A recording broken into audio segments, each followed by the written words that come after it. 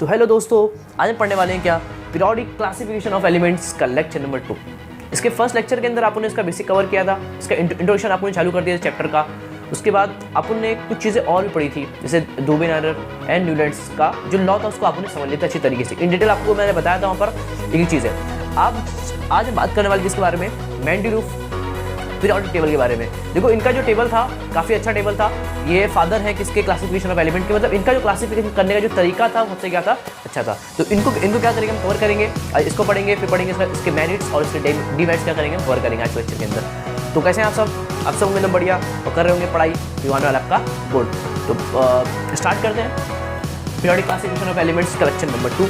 और आप सबका स्वागत है आपके प्यारे चैनल मिलियन एजुकेशन के अंदर। और आज पढ़ने वाले हैं क्या मेंडेलीव पीरियोडिक टेबल। तो स्टार्ट करते हैं।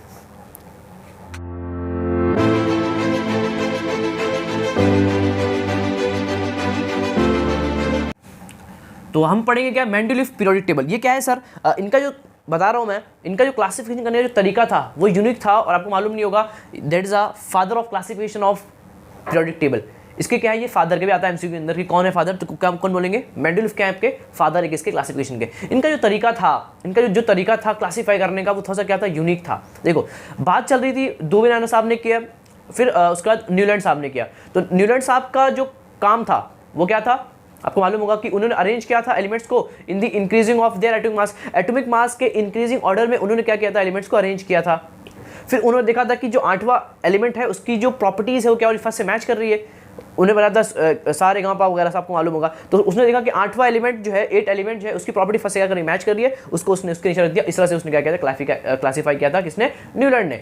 बात समझ में आ गई थी। अब जो कि ये जो साइंटिस्ट थे ना, ये काफ़ी ज़्यादा दिमागी साइंटिस्ट थे और काफ़ी ज़्यादा इनको मतलब पढ़ने का काफ़ी शौक था, बोल सकते हैं एक तरह के, कि काफ़ी ज़्यादा ये चीज़ों को डेप्थ में लेके आते थे। अब हुआ क्या, जब ये क्लासीफाई कर रहे थे तो इससे पहले बहुत से साइंटिस्ट आपको मालूम है, इनसे पहले एक बहुत अच्छे फेमस साइंटिस्ट है जिनका नाम है लोथर मेयर। क्या नाम इनका, Lothar Meyer. Lothar Meyer scientist ना, उन्होंने बहुत सारी स्टडी कर लिए थे एलिमेंट्स के बारे में। उन्होंने एलिमेंट्स को देखा, एलिमेंट्स की जो प्रॉपर्टीज होती है like a physical property, like a chemical property, सब उन्होंने क्या कर लिए थे, ऑब्जर्व कर लिए थे। बहुत सारे एक्सपेरिमेंट किए थे, बहुत सारी चीज़ें उन्होंने, बहुत सारी नॉलेज उन्होंने निकाल लिया था कहाँ से, तमाम चीज़ें करके, एक्सपेरिमेंट वगैरह करके। तो उसी को आगे लेते हुए मेंडेलीव पीरियोडिक टेबल, मतलब मेंडेलीव साहब लोथर मेयर के बाद आए और उन्होंने उनकी बहुत सारी चीज़ों को देखा, परखा, पढ़ा और स्टडी किया। उसके बाद उन्होंने अपना टेबल क्या कर दिया, अपना जो क्लासिफिकेशन तरीका वो उन्होंने बताया। क्या बताया सर, आपको मालूम होगा जो मेंडेलीव साहब हैं, देखो उनके बारे में जो चीज़ें हैं वो पेपर ज़्यादा आती नहीं है। पहली बात तो आपके बोर्ड के अंदर ज़्यादातर क्वेश्चन नहीं आते, लेकिन कभी कभी भलते में आ जाते, अगर आपकी नसीब अच्छी नहीं होगी तो कभी भी आ भी सकते हैं। तो उसको मैं पूरा लिखाऊंगा तो पूरा बोर्ड भर जाएगा, लेकिन मैं कुछ पॉइंट्स के फॉर्म में लिखूंगा ताकि आपको चीज़ें क्या अच्छे से समझ में आए और याद हो जाए। समझ गए, तो पॉइंट के तौर पे मैं लिखूंगा। देखो सबसे पहले जो ये साइंटिस्ट आपको मालूम है, ये साइंटिस्ट कैसे हैं, रशियन है। कैसे हैं ये रशियन साइंटिस्ट है। ये क्या आपका एक रशियन साइंटिस्ट है, समझ गया, that is a Russian scientist. और उसके बाद ये कब आए थे, आपको मालूम होगा ये 1869 और वी कैन से दैट 1872 इस टाइम इन्होंने मतलब अपना जो क्लासिफिकेशन करने का तरीका था, अपना जो मॉडल था, उन्होंने 1869 और 1872 के बीच में लगभग दिया था। समझ गए सर। फिर क्या था, फिर इन्होंने क्या कहा, इन्होंने कहा कि जो एलिमेंट होता है, एलिमेंट की जो प्रॉपर्टीज होती है वो होती है एटॉमिक मास के पर डिपेंड करती है। देखो अभी तक किसी को एटॉमिक नंबर के बारे में मालूम नहीं है, किसी को भी एटॉमिक नंबर के बारे में मालूम नहीं है। अभी याद रखना, जब तक हेनरी मोजले साहब नहीं आएंगे उससे पहले किसी को भी एटॉमिक नंबर के बारे में किसी को कोई होप नहीं है। देखो यहाँ लिखा ना कि होप, किसी को कोई उम्मीद नहीं है कि एटॉमिक नंबर क्या होता है, किसी को कोई उम्मीद नहीं, किसी को कोई भरोसा नहीं था, ना कुछ था ही नहीं, तो क्या होगा। लोगों को मालूम था एटॉमिक मास सिंपल होता था, वेट कर लो, दैट्स योर एटॉमिक मास। तो ये लोगों को आता था। तो इन्होंने कहा कि जो प्रॉपर्टी होती है, एलिमेंट्स की जो प्रॉपर्टीज होती है वो डिपेंड किस पे करती है, एलिमेंट्स की जो fundamental property depends on what, atomic mass. तो उनका ये स्टेटमेंट था कि जो फंडामेंटल प्रॉपर्टीज होती है, कौन सी प्रॉपर्टी, फंडामेंटल प्रॉपर्टी। देखो थोड़ा थ्योरी है, आज का लेक्चर पूरा थ्योरी होगा तो चीज़ अच्छे समझेंगे। फंडामेंटल जो प्रॉपर्टीज होती हैं, फंडामेंटल जो प्रॉपर्टी होती है, कौन सी property, fundamental property, depends on what, atomic mass. किसी को भी एटॉमिक नंबर के बारे में कुछ मालूम नहीं है। लोग ये कहते थे कि एलिमेंट्स की प्रॉपर्टी डिपेंड्स ऑन एटॉमिक मास। इन्होंने वही कहा कि एलिमेंट्स की जो प्रॉपर्टी है वो डिपेंड करती है किसके, एटॉमिक मास पे। कोई दिक्कत नहीं सर। फिर क्या हुआ सर, फिर इन्होंने क्या किया पता, इन्होंने बहुत सारे ऑब्जर्वेशन किए, ये बहुत सारी चीज़ें जमा कर ली एलिमेंट्स के बारे में। एक एक एलिमेंट को उठाया, उसकी जितनी प्रॉपर्टीज होती है, like physical and chemical property, समझना बहुत अच्छे लिखा रहा हूँ आपको मैं, फिजिकल और केमिकल प्रॉपर्टी, एक एक एलिमेंट को उठाया, ये रहा हाइड्रोजन, इसकी कितनी प्रॉपर्टी है, इसकी फिजिकल प्रॉपर्टी क्या है, इसकी केमिकल प्रॉपर्टी क्या है। फिजिकल प्रॉपर्टी मतलब वो दिखता कैसा है, जैसे कोई गैस है तो वो गैस किस तरह दिखती है, कोई मटेरियल है जैसे लोखंड किस तरह दिखता है, चांदी किस तरह दिखता है, दैट्स जो दिखता है, जो अपीयर होता है, जो दिखता है अपनी आंखों से, that's called physical property. And second is a chemical property, उसका किसी रिएक्शन करेंगे तब जो निकल के आता है result, that's called chemical property. When they involve a reaction या when we use a what chemicals, that's called what chemical property. And physical मतलब जो दिखता है, जो सिंपल तरीके से हम लोग दिखता है, दैट्स कॉल्ड फिजिकल प्रॉपर्टी। जैसे गोल्ड है, गोल्ड दिखता किस तरह से, दैट जो उसका कलर है, डायमंड उसका जो कलर है, हर मटेरियल का जो दिखता है वो होता है फिजिकल प्रॉपर्टी। और केमिकल प्रॉपर्टी मतलब when we use some chemicals, तब उसके अंदर जो चेंजेस आता है, दैट्स कॉल्ड केमिकल प्रॉपर्टी। तो इसने क्या किया, हर एक एलिमेंट का फिजिकल और केमिकल प्रॉपर्टी क्या करना चाहा, ऑब्जर्व करना चाहा, ऑब्जर्वेशन चालू कर दिया। ऑब्जर्वेशन, एवरी एलिमेंट का फिजिकल केमिकल प्रॉपर्टी क्या करने लगा, वो ऑब्जर्वेशन करने लगा। फिर उसने क्या देखा, उसने देखो फिजिकल प्रॉपर्टी के अंदर जैसे लाइक बोल सकते हो, लाइक मास, लाइक उसका मास कितना होता है, इसका वॉल्यूम कितना होता है, इसका डेंसिटी कितना होता है, and we can say that's the boiling point. मैं आपको सब चीज़ लिखा रहा हूँ जबकि बुक के अंदर लिखा हुआ है, बॉइलिंग पॉइंट वगैरह एंड मेल्टिंग पॉइंट वगैरह, मेल्टिंग पॉइंट ETC, इस तरह से करता गया।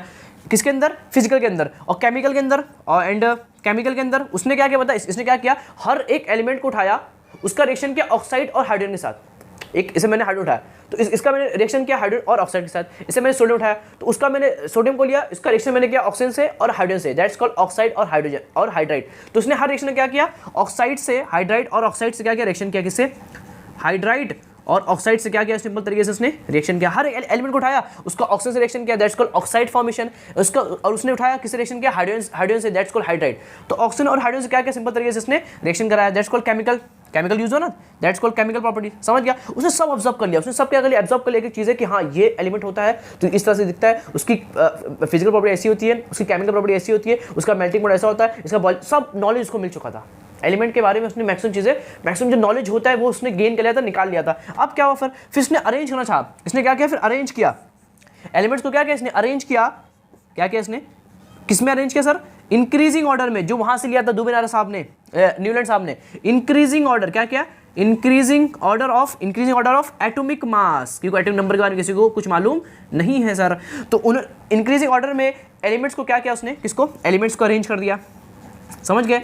तो इंक्रीजिंग ऑर्डर में एलिमेंट को उसने क्या कर दिया, एटॉमिक मास के बिहाफ पे क्या कर दिया, अरेंज कर दिया। जो उसने क्या आता है, एलिमेंट्स को अरेंज करो in the order of increasing order, वही काम किसने कहा, मेंडलीफ ने किया। तब वो सर जब अरेंज कर रहा था, व्हेन दे अरेंज, तो उसने देखा सम फिक्स टाइम या सम डिफाइनाइट टाइम, कुछ टाइम के बाद प्रॉपर्टीज क्या हो रही है, रिपीट हो रही है। मतलब फिजिकल प्रॉपर्टी और chemical property are what, repeated in some और डिफाइनाइट टाइम। एक सम और डिफाइनाइट टाइम के बाद प्रॉपर्टीज क्या हो रही हैं, रिपीट हो रही है, क्या हो रही है, रिपीट हो रही है। फिजिकल एंड केमिकल प्रॉपर्टीज, समझ गए। Properties of elements are periodic, देखो तो बस वही चीज़ है क्या, कि प्रॉपर्टीज क्या हो रही थी, रिपीट हो रही थी। जब वो अरेंज कर रहा था, अरेंज कर रहा है, इसे देखो इस तरह से वो अरेंज कर रहा है, तो देख रहा है कि कुछ टाइम के बाद, देखो उसने क्या बोला, कुछ टाइम के बाद, कुछ डिफाइनाइट टाइम के बाद, we can say that's some definite time, some definite और फिक्स टाइम के बाद, और we can say fix time, properties are repeated. Elements की जो प्रॉपर्टीज हैं, एलिमेंट्स की जो chemical properties, we can say that's elements की जो प्रॉपर्टी है, एलिमेंट्स की प्रॉपर्टी मतलब केमिकल और फिजिकल प्रॉपर्टी, ज़्यादातर केमिकल देखेंगे। तो एलिमेंट्स की जो प्रॉपर्टी हो रही है वो क्या हो रही है, रिपीट हो रही है, खतरनाक सा। इसे ये रख रहा है एक टाइम, देखो मान लो कि कुछ टाइम के बाद ये जो चीज़ दिखी, वो दिखी कि ये तो इसके से मैच कर रहा है। मतलब ये भी काला, इसका बॉइलिंग पॉइंट भी 3, इसका बॉइलिंग पॉइंट भी 3, ये भी सेम दिखता है, सेम दिखता है। इन दोनों का जो केमिकल रिएक्शन करने का जो तरीका है वो तो सेम है, तो इसको इसने इसके नीचे रख दिया। फिर कुछ टाइम तक देखा कि ये एलिमेंट तो इसके साथ दिख रहा है, उसको इसने इसके नीचे रख दिया। फिर कुछ टाइम तक देखा कि ये तो इसके साथ दिख रहा है, उसको इसने, समझ गए, मान लो ये ब्लैक है, काला है, तो इसने देखा कि ये जो है वो ब्लैक फिर से दिख रहा है, तो उसको फिर से इसके नीचे रख दिया। मतलब इस तरह से जब वो देख रहा था कि जब व्हेन दे अरेंज तो सम स्पेसिफिक टाइम, सम डिफाइनाइट और सम फिक्स टाइम के बाद प्रॉपर्टीज ऑफ एलिमेंट्स क्या रहे, एलिमेंट्स की जो प्रॉपर्टीज है वो क्या हो रही है, रिपीट हो रही है, समझे। दैट क्या हो रही है, रिपीट। इसी को उसने बोला पीरियोडिक फंक्शन, इसको क्या बोलते हैं अपन, पीरियोडिक फंक्शन। मतलब ऐसे फंक्शन जो क्या होते हैं, रिपीट होते हैं some specific time, that's called periodic function. इसी को क्या बोलते हैं पता है, इसी को बोलते हैं पीरियोडिक फंक्शन। आपको बता रहा हूँ एक चीज़ है in detail, periodic function, that's called what, periodic function. Sir इसका मतलब ऐसे फंक्शन या ऐसी कोई चीज़ जो कुछ स्पेसिफिक टाइम के बाद क्या हो, रिपीट हो, दैट्स कॉल्ड पीरियोडिक फंक्शन। तो ये क्या थे, एलिमेंट्स की प्रॉपर्टीज क्या होती है, पीरियोडिक फंक्शन होती है।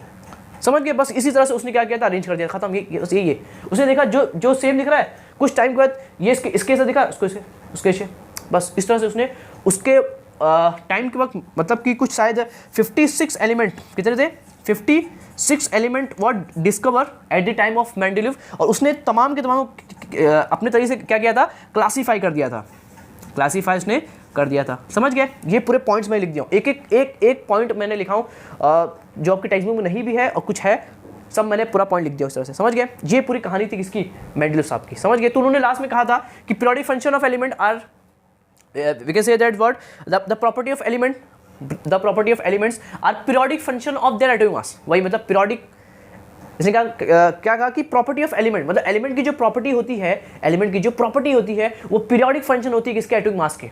बस ये पीरियोडिक फंक्शन मतलब रिपीट होती है, क्या होती है, रिपीट होती है। और इनका पूरा जो एक्सपेरिमेंट था वो किस पे था, एटॉमिक मास पे था। तो इन्होंने कहा कि जो प्रॉपर्टी ऑफ एलिमेंट, क्या कहा इन्होंने, प्रॉपर्टी ऑफ एलिमेंट, देखो क्या कहा इन्होंने, property of element, property of element are periodic function, क्या उसने बोला, पीरियोडिक फंक्शन होते, क्या होते हैं, periodic function of their atomic mass.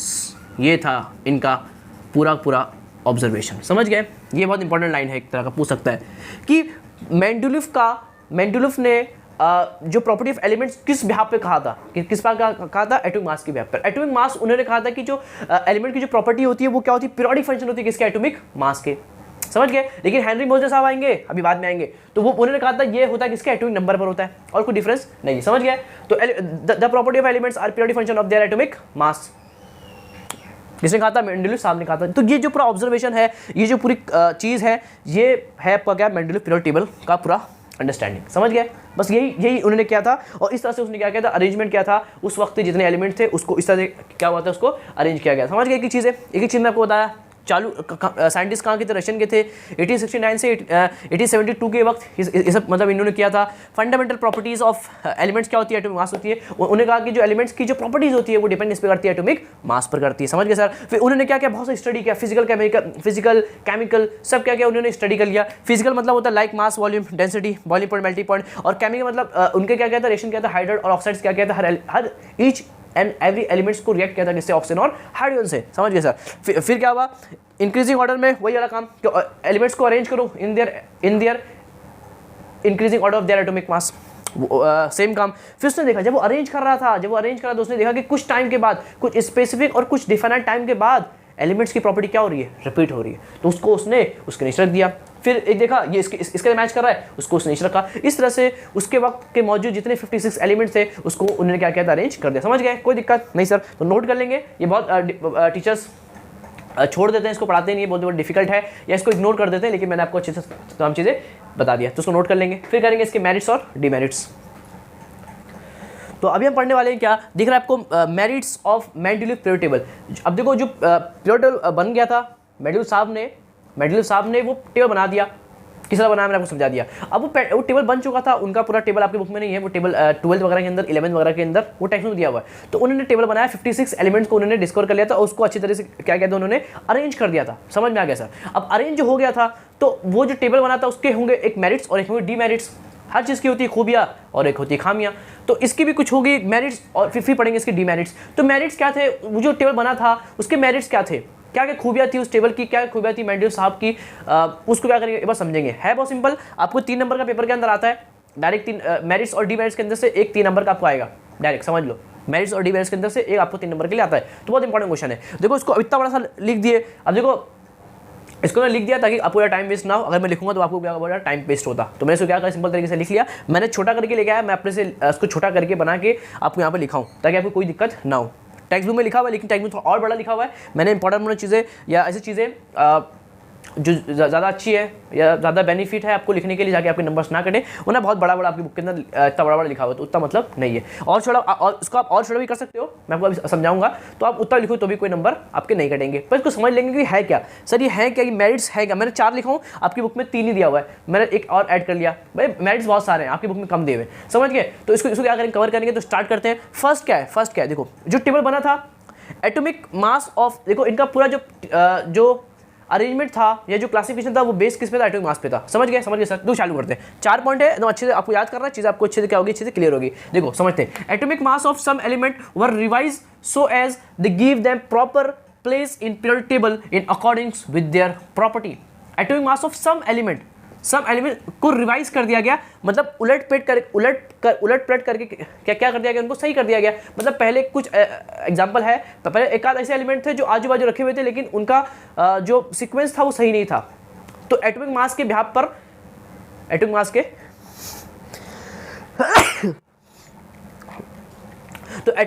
Behalf पर मेंडलीफ साहब ने उसको क्या कर दिया, रिवाइज करके फिर से क्या कर दिया, उसको सही तरीके से उनको एक प्लेस दे दिया इन पीरियोडिक टेबल के अंदर अकॉर्डिंग देयर प्रॉपर्टी। उसकी प्रॉपर्टी को देखा कि नहीं, इसकी प्रॉपर्टी तो इससे अलग दिख रही है, तो ये यहाँ नहीं होना चाहिए, यहाँ और यहाँ होना चाहिए, तो उसको रिवाइज कर दिया अकॉर्डिंग टू देयर प्रॉपर्टी। समझ गए। तो सिंपल पता था कि atomic mass of some elements revise so give them proper place in periodic table according to their their properties. समझिए, सिंपल था पहला, एकदम सिंपल। सेकंड क्या सर, देखो ये मैंने अपने से लिखा हूँ, ये मैंने अपने से इसके अंदर ऐड किया आपकी बुक के अंदर। क्या है कि Mendeleev is the first person, ये छोटा भी है, Mendeleev is the first person that time which arrange all the element which present that time. खतरनाक सा एक पहला ये इंसान था उस वक्त, उस टाइम के वक्त ये पहले का इंसान था जिसने उस वक्त के जितने एलिमेंट्स मौजूद थे, आपको मालूम उस वक्त 56 एलिमेंट डिस्कवर हो चुके थे, तो उस टिल देन 56 जो एलिमेंट डिस्कवर हुए थे उसको उसने क्या कर दिया, अरेंज कर दिया था लोगों के लिए। एक 10-12 एलिमेंट लोग अरेंज कर पाते थे, जैसे मेंडलीफ इससे पहले बहुत लोग आए थे,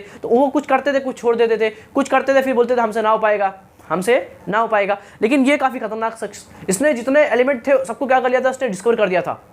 और आपको मालूम है इसलिए इसको क्या बोलते, फादर बोलते हैं। ये बहुत टाइम तक 1800 दिखे हुआ था ना, तो 1800 से 900 मतलब 100 बोल सकते, 80 से 100 साल तक इसका टेबल किसी ने हिला नहीं पाया था। खतरनाक इसका जो क्लासिफिकेशन करने का तरीका था, इसने जो टेबल दिया था अरेंजमेंट के लिए, वो सबसे बेस्ट था।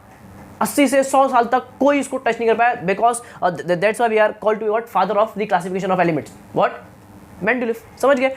तो फिर वही बात, तो is a first person that time which arrange all the element which present that time. समझ गया, सिंपल एकदम पॉइंट मजा गया सर।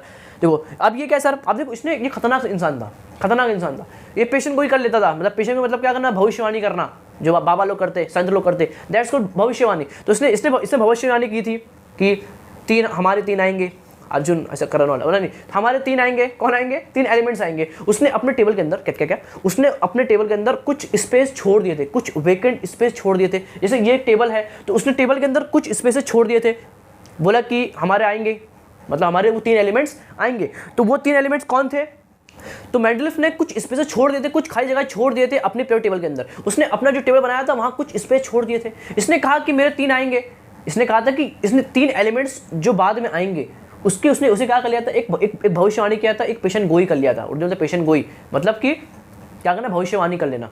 उसने बोला कि 3 एलिमेंट्स आएंगे, उसने उनके लिए कुछ जगह छोड़ दी थी, और उसने कहा कि वो 3 एलिमेंट्स कौन होंगे, उसने नाम बता दिया। उसने कहा कि 3 एलिमेंट्स होंगे, इका बोरॉन, इका एल्यूमिनियम और इका सिलिकॉन। देखो वही सब लिखा हुआ है। Mendeleev keep some vacant places in periodic table for element which was not till discover, वो डिस्कवर भी नहीं हुए थे। उसके लिए उसने क्या कर लिया था, कुछ 3 एलिमेंट्स को पहले बता दिया कि हाँ वो आएंगे। समझ गए। These unknown elements were give the name, उसने उसका नाम भी दे दिया, इका बोरोन, इका एल्यूमिनियम, इका सिलिकॉन। क्या याद कर लो, इका बोरोन, इका एल्यूमिनियम और eka silicon. Later on these elements were discover and name scandium। बाद में कुछ बरसों बाद एक 3 एलिमेंट्स निकले, कुछ बरसों बाद ये एलिमेंट्स निकले, और इनको आज हम जानते हैं स्कैंडियम, टाइटेनियम और वेलेडियम के नाम, किसका, स्कैंडियम, गैलियम और जर्मेनियम के नाम से। खतरनाक सा हो गया। देखो स्कैंडियम, गैलियम, जर्मेनियम रिस्पेक्टिवली। इसने कहा था कि 3 एलिमेंट्स आएंगे। देखो इसने क्या किया, अपने टेबल के अंदर कुछ जगह छोड़ दी थी, कुछ वेकेंट प्लेसेस छोड़ दिए थे। इसने कहा कि वो 3 एलिमेंट्स आएंगे, उसका नाम भी इसने दे दिया था। कहा था कि इका बोरोन, इका एल्यूमिनियम और इका सिलिकॉन। लेटर बाद में वो फिर से डिस्कवर हुए और उनका नाम आज हम जानते हैं स्कैंडियम, गैलियम, जर्मेनियम। क्या बात है सर, क्या नाम है उनका, स्कैंडियम, गैलियम और जर्मेनियम। ये 3 एलिमेंट्स क्या हो गए, आज डिस्कवर है, और आज हम इसको जानते हैं स्कैंडियम, गैलियम और जर्मेनियम के नाम से। अब देखो बहुत इंपॉर्टेंट है, सीक्वेंस बहुत इंपॉर्टेंट है। इका बोरोन, देखो पहला क्या, इका बोरोन, फिर इका बोरोन, या बहुत इंपॉर्टेंट, याद कर लेंगे इसको, इका एल्यूमिनियम और इका सिलिकॉन। बोरोन, इका बोरोन, इका एल्यूमिनियम और इका सिलिकॉन। इका बोरोन को आज हम क्या बोलते हैं, स्कैंडियम। क्या बोलते हैं उसको, एससी मतलब स्कैंडियम, स्कैंडियम, उसको बोलते गैलियम, और उसको बोलते जर्मेनियम। बहुत इंपॉर्टेंट है, कभी कभी ऐसा आता है एमसीक्यू के अंदर, बहुत तरीके से क्वेश्चन पूछ सकता है। Scandium is known as what, eka boron is known as what, scandium. Eka silicon is known as what, gallium. या फिर आपको आएगा कि मैच द कॉलम के अंदर, इसको ऊपर से कर देगा तो आपको मैच द कॉलम लगाना होगा। तो ये यहाँ से क्वेश्चन आपको पेपर के अंदर हैशटैग इंपॉर्टेंट आता ही आता है, चाहे एमसीक्यू के अंदर हो या फिर मैच द कॉलम के अंदर हो या फिर आपको इसके मेरिट्स के अंदर पूछ ले। समझ गए? इका बोरॉन, इका boron, eka aluminium, eka silicon, फिर क्या बोलेंगे स्कैंडियम, गैलियम, जर्मेनियम। मतलब स्कैंडियम गेल गया जर्मनी, क्या बोलेंगे गेल गया जर्मनी। स्कॉटलैंड से गेल गया जर्मनी, ऐसे होता है स्कॉटलैंड। स्कॉटलैंड भी एक देश है, तो स्कॉटलैंड से गेल गया जर्मनी। समझ, स्कॉटलैंड से गेल गया जर्मनी। और यहाँ पे क्या है, boron, aluminium, silicon. Boron, boron खाता ना, बोरोन, बोरोन, एल्यूमिनियम और सिलिकॉन। आपका बोरोन बना एल्यूमिनियम और किससे, सिलिकॉन से। आपका जो बोरोन बना किससे बना हुआ है, एल्यूमिनियम और सिलिकॉन। अब याद कर सकते हो, इका बोरोन, एल्यूमिनियम और सिलिकॉन, स्कैंडियम, गेल गया जर्मनी, मतलब गैलियम और जर्मेनियम। ये तीन समझ गए, ये समझ गए, कोई दिक्कत इसके अंदर नहीं। कि Mendeleev keeps some vacant places in periodic table for element which was not discovered till and these elements. आप इसको अपने से लिख सकते हो, इसे कोई दिक्कत नहीं है। देखो चीज़ें समझ लो और खुद लिख लो, मतलब खुद ट्राई करो लिखने की। अगर आप सही से लिख पा रहे हो, बस आपको फिर इसको रटने की जरूरत नहीं है, आप खुद से लिख सकते हो। समझ गए, सिंपल है। देखो Mendeleev keeps some places which was not discovered till, उसने ही name that elements, name eka boron, eka aluminium, eka silicon, later on discover, वो बाद में क्या डिस्कवर हुए और उनका नाम क्या बन गया, स्कैंडियम, गैलियम और जर्मेनियम। देखो सिंपल है ना, सिंपल है, कोई दिक्कत नहीं। जो लास्ट वाला पढ़ते, लास्ट वाला क्या है कि there was no place for noble gas. अभी इसकी कहानी क्या थी, टेबल के अंदर टेबल तैयार है, गैस है ही नहीं, क्योंकि उस वक्त गैस निकले ही नहीं थे। उस टाइम के वक्त, उस टाइम तक जो है वो बहुत बाद में गैसेस की डिस्कवरी हुई। तो मेंडेल साहब का जो टेबल था, वहाँ गैसेस के लिए कोई जगह नहीं थी ना, उनके लिए कुछ था। देखो there was no place for noble gas, noble gas के लिए कोई जगह था ही नहीं। फिर बाद में लेटर ऑन गैस डिस्कवर होने लगे, जैसे हीलियम, नियन, आर्गन वगैरह डिस्कवर हुए। अब लफड़ा हुआ, अब इनको कहाँ रखा जाए, ये दिक्कत था। लेकिन साइंटिस्ट क्या किया उसने, were discovered towards the end of 19th century. देखो 18वीं सदी में ये काम कर रहे थे, तो आखिरी में 19th सेंचुरीज के अंदर गैसेस निकले थे, जैसे हीलियम, नियन, आर्गन वगैरह गैस निकले थे। लेकिन टेबल के अंदर कोई जगह थी नहीं, उनके लिए कोई प्लेस था नहीं। तब ये क्या करता, इसने, ये साइंटिस्ट ने दिमाग लगाया, इसने देखो क्या पता है, क्रिएटेड जीरो ग्रुप। इसने क्या बनाया, एक जीरो ग्रुप बना दिया। क्या बना दिया, एक created zero group without disturbing the original periodic table. मतलब उसका जो पीरियोडिक टेबल बना हुआ था, जब 19th सेंचुरीज के अंदर गैसेस आ गए, अब गैस ने कहा कि अब हमें कहाँ रखोगे, हम तो इस टेबल के अंदर सब मेटल्स थे या नॉन मेटल्स थे, ये गैसेस क्या चीज़ है, अब गैस को कहाँ रखा जाए। तो ये दिक्कत पैदा हुई। लेकिन इसने क्या किया, एक जीरो ग्रुप बनाया, एक इनर्ट गैस बनाया, एक ग्रुप बनाया जीरो गैस का, उसको उसने उसमें उन सब गैसेस को उसने उसमें रख दिया without disturbing the original periodic table. कुछ डिस्टर्ब नहीं का, सिंपल बाजू में आके एक ग्रुप बनाया, इसका नाम क्या है जीरो ग्रुप, और वहाँ पे गैस को उसने डाल दिया सिंपल तरीके से। कोई दिक्कत नहीं सर। तो ये चार हैं, चार में से आपको कुछ 3 लिखना होगा आपके पेपर के अंदर। समझ गए, कोई दिक्कत नहीं सर। इसका लेंगे आप स्क्रीनशॉट, फिर अपन करते हैं इसकी डी मेरिट्स। तो अब हम last topic that was what D merits पढ़ेंगे। अब हम पढ़ेंगे डी मेरिट्स। डी मेरिट्स क्या है सर, मेंडेलीव साहब के कुछ डी मेरिट्स थे उनके टेबल के अंदर। क्या थे, डी मेरिट्स थे। मैंने उनको लिख दिया हूँ, छोटा करके लिख दिया हूँ, मैंने पॉइंट्स बना कर ले गया, तो उनको मैंने यहाँ पर लिख दिया हूँ। अगर इसको मैं लिखता तो बहुत टाइम हो जाता, इसलिए मैंने क्या किया, सिंपल तरीके से आपको लिख दिया हूँ। तो इसको पढ़ेंगे, समझेंगे, अंडरस्टैंड करेंगे, ये इंपॉर्टेंट है। तो ये जो डी मेरिट्स हैं, डी मेरिट्स क्यों सर, देखो कोई परफेक्ट होता नहीं है, कोई परफेक्ट होता नहीं है, हर इंसान हो या कोई भी परफेक्ट होता नहीं है। तो इनके भी कुछ खामियां थी, कुछ डीमेरिट्स थी, उनको क्या करेंगे समझेंगे। खामियां कुछ ही खामियां थी, लेकिन मेन जो बड़ी खामियां आई थी वो बिकॉज ऑफ एटॉमिक मास की वजह से आई थी। इनका जो पूरा फंडा था, पूरा जो इन्होंने कहा कि fundamental property of elements are depends on atomic mass, जो कि सबसे बड़ा क्या था, इनका भूल था। एटॉमिक मास की वजह से बहुत सारी गलती आई और बहुत सारी चीज़ें नेचर थी, क्योंकि नेचर में बहुत नई चीज़ आती थी, आइसोटोप्स आ गए, ये बड़ा मसला था, इनको मालूम भी नहीं आइसोटोप्स क्या है, तो ये भी क्या एक बड़ा मसला था। तो बहुत सारी कमियां आई थी, एक नेचर की वजह से और कुछ अपनी वजह से। देखो सबसे पहले डीमेरिट्स और मेरिट्स में से आपको 1-3 नंबर का आता है, तो उसको अच्छे समझेंगे, अच्छे समझेंगे। देखो क्या लिख रखा है, the whole number atomic mass of elements cobalt and nickel is 4 same, therefore there was a problem हो गई थी, या फिर ambiguity regarding their sequence in periodic table. अब हुआ क्या, इन दोनों का एटॉमिक मास सेम है और इनका जो मॉडल था किस पे बेस्ड था, एटॉमिक मास पे बेस्ड था। अब ये एक एलिमेंट, इन दोनों का एटॉमिक मास सेम है। अब क्या करें, इसको यहाँ रखें कि इसको यहाँ रखें, किसको कहाँ रखें, बड़ी दिक्कत है, किसको कहाँ रखें, बड़ी मतलब है दोनों का वजन एक समान है, दोनों का वजन एटॉमिक मास वजन बोल सकते हो आप। तो ये दोनों का वेट एक तरह का, ये दोनों का एटॉमिक मास एक तरह का है, तो अब क्या करें, अब कहाँ रखा जाए, और कुछ इनका चारा भी नहीं, कुछ फंडा ही नहीं है। इन्होंने कहा कि पूरा एटॉमिक मास पे प्रॉपर्टी क्या करती है, डिपेंड करती है। तो एटॉमिक मास ये लेकिन मतलब इनका अंडरस्टैंडिंग है कि एटॉमिक मास देखा जाएगा। अब देख रहे तो दोनों सेम ही आ रहा है, अब क्या करें, इसको यहाँ रखे, इसको यहाँ रखे, बड़ा दिक्कत था। बड़ा क्या था दिक्कत था, उसको उसने इसी से छोड़ दिया, बोले स्वाहा, जब कोई आएगा तो बाद में बताएगा। तो इनको इसने कुछ प्लेस नहीं दे पाया, इसको आजू बाजू से रख दिया, जो कि इनकी क्या थी, गलती, समझ गए। बिकॉज ऑफ एटॉमिक मास, दोनों एटॉमिक मास सेम है, इनको कहाँ रखेगी, एक बड़ी दिक्कत थी, फर्स्ट प्रॉब्लम। सेकंड प्रॉब्लम, देखो सेकंड क्या है, आइसोटोप्स को डिस्कवर। अब ये कहाँ से आ गया, टाइम बढ़ता जा रहा है, 19th सेंचुरी आ गई, लोग डिस्कवरी करे जा रहे हैं। देखो आइसोटोप्स क्या था पता है कि लोग डिस्कवरी हो रही थी, डिस्कवरी अलग अलग साइंटिस्ट लोग डिस्कवरी करे जा रहे हैं। या स्ट्रक्चर ऑफ एटम वगैरह चैप्टर 11th वगैरह गए, वहाँ सब पढ़ेंगे आप। तो वहाँ सब चीज़ें, इलेक्ट्रॉन्स निकल रहे, प्रोटॉन्स निकल रहे, आइसोटोप्स निकल रहे, आइसोबार निकल रहे, तो ये सब चीज़ें आने लगी। अब आइसोटोप्स आ गए। अब सर ये आइसोटोप्स क्या होते हैं, आइसोटोप्स वर डिस्कवर, देखो isotopes were discovered long time after Mendeleev, table बन गया था, अब आइसोटोप्स आ गए। अब लोगों ने कहा सर ये आइसोटोप्स आ गए मार्केट के अंदर, मैंड्यूल साहब अब इसका क्या करें, इसको कहाँ रखे। लोग कुछ लाते थे, इनके पास आते थे, बोले साहब इनको कहाँ रखे।